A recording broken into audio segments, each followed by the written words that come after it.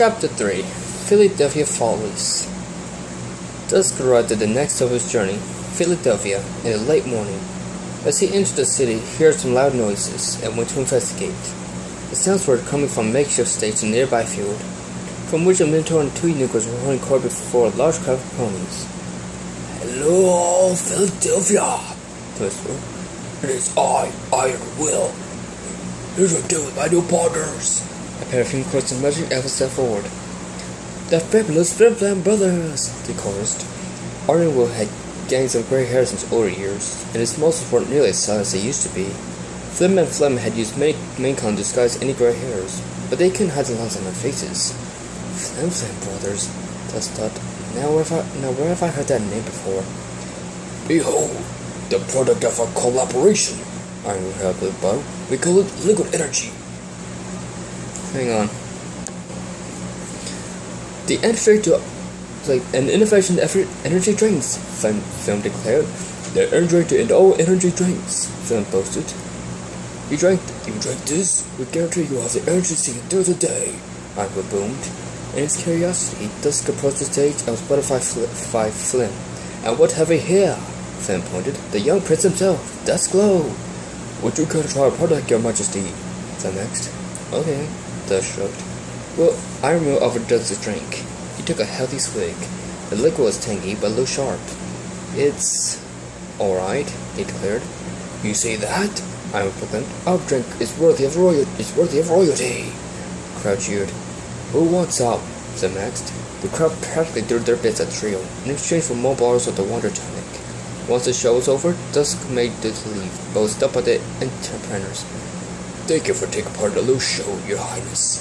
Iron Will smiled. "Would you be interested in extended patronage, Your Majesty?" Flim asked.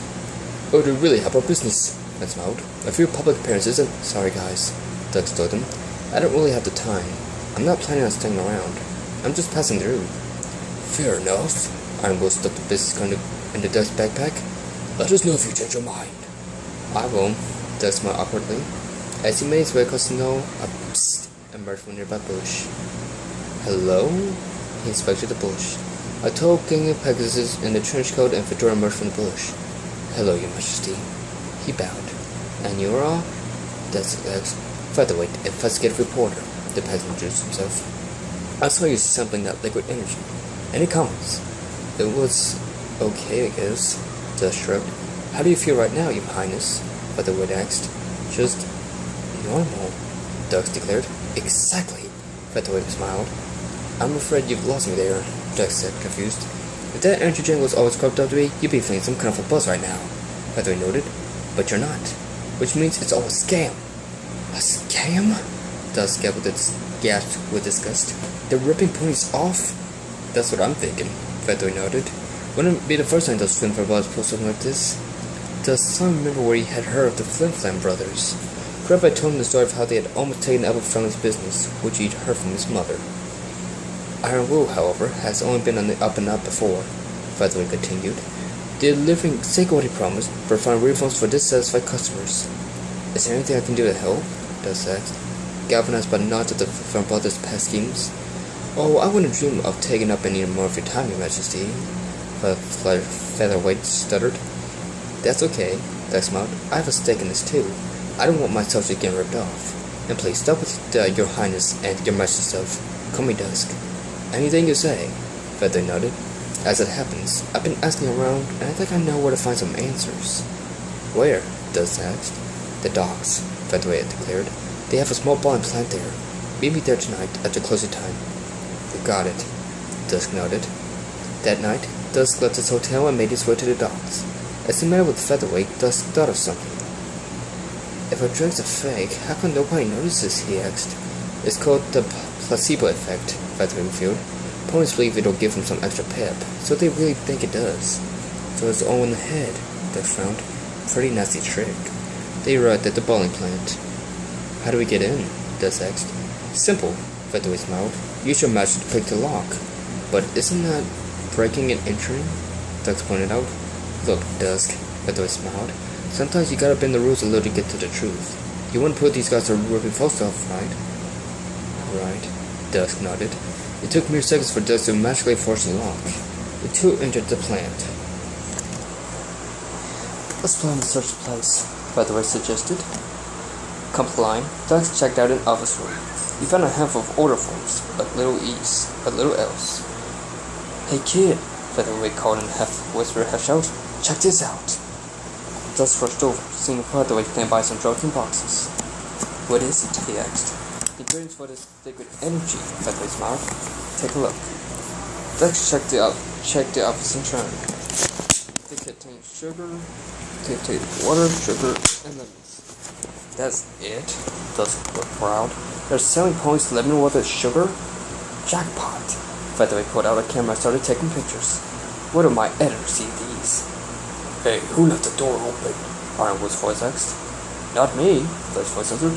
I thought I locked this thing. Flame's voice declared. The trio spotted Dusk and Featherweight standing by their drums.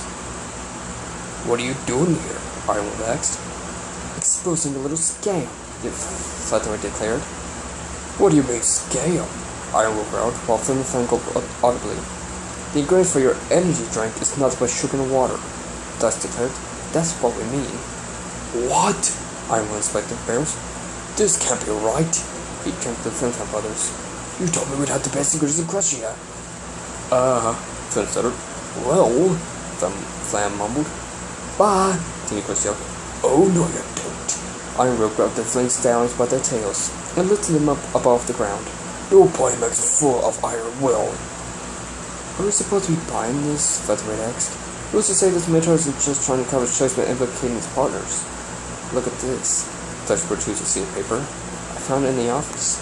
According to this, Ironwood had agreed to handle the promotional side of things, while Flame and Flame handled production. So they double-crossed their own partner, huh? Featherweight grimaced, using the cheapest ingredients they could and pocketing the change. Oh yeah, that reminds me. Ironwood smirked. He started shaking Flame and Flame, causing several bags of bits to fall out of their pockets. He dropped the buttons and took the bags. Consider partnership solved. Say cheese, boys. Featherweight took a picture of the scene. Flame and Flame groaned. I would feel so awful about this. Ironwood sighed. Rest assured, I will fight every part with a refund. Never let me say that Ironwood rips off his customers. Relax, Mr. Will, Featherweight smiled. Once the story breaks, every party will know the truth.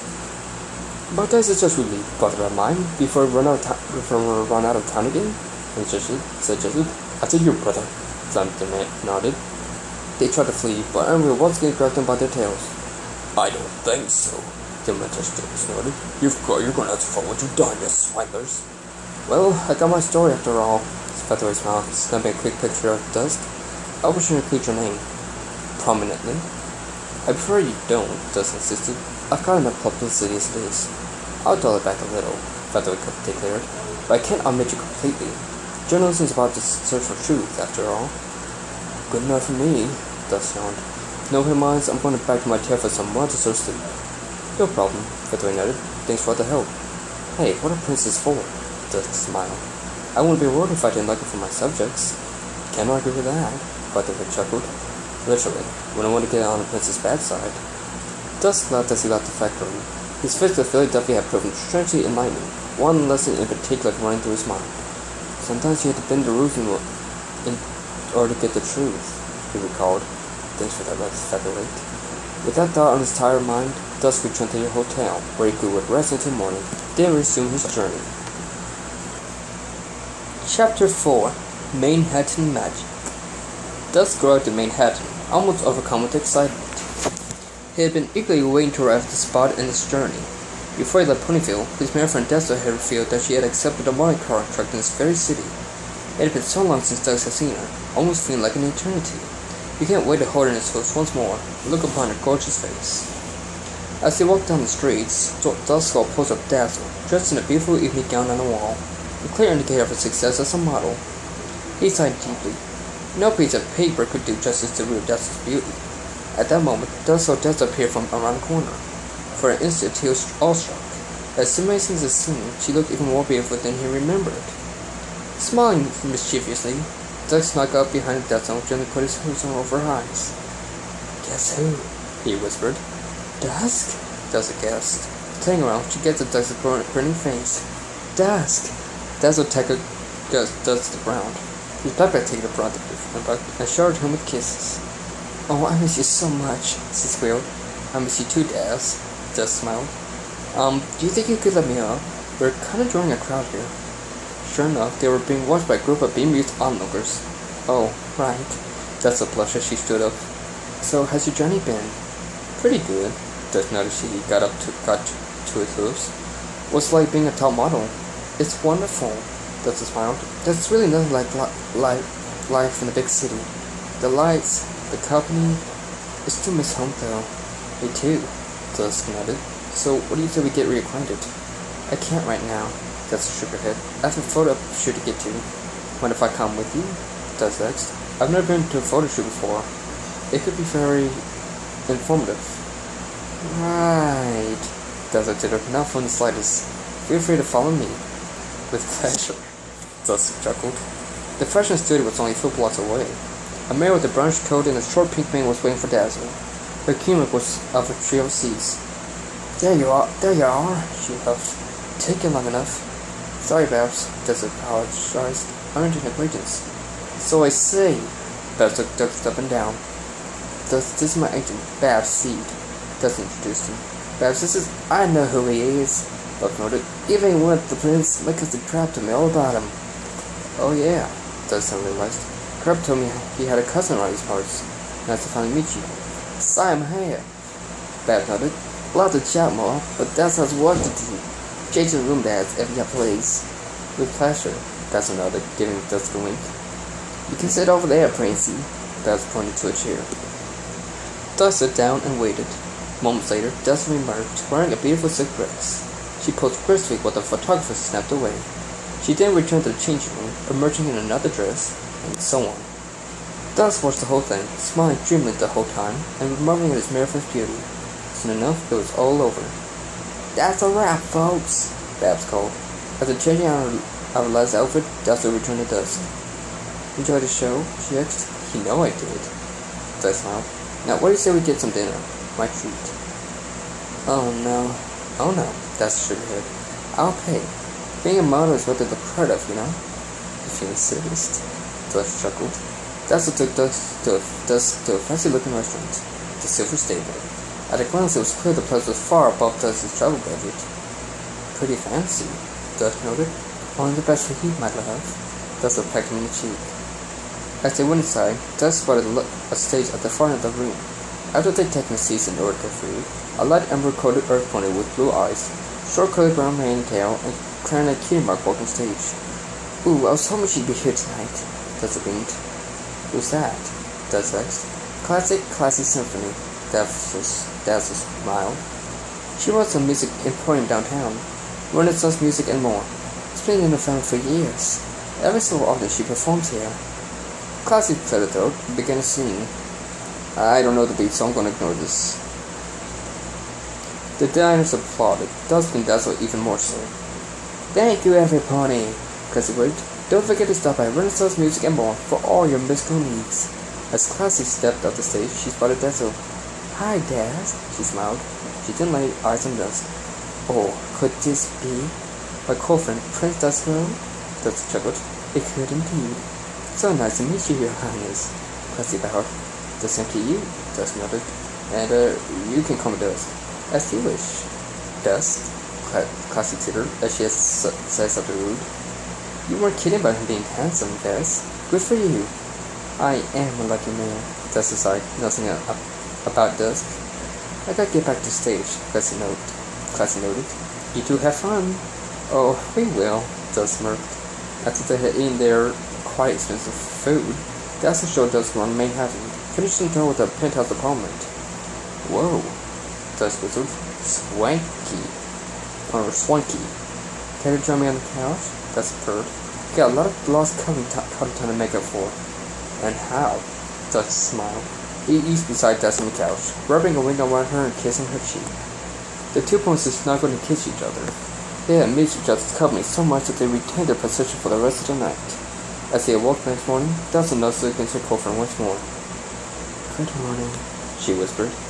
Sure is. Dust rubbed his hoof around her. After breakfast, Dust prepared to return to his travels. How time flies, Dust sighed dolefully. Hey, it's okay, Dust placed the hoof on her chin. I'll be back home before you know it. And my current contract expires in a few months, Dust added, so I'll be waiting for you back in Ponyfield. I'll give you the biggest welcome home kiss you can imagine, and that's a promise.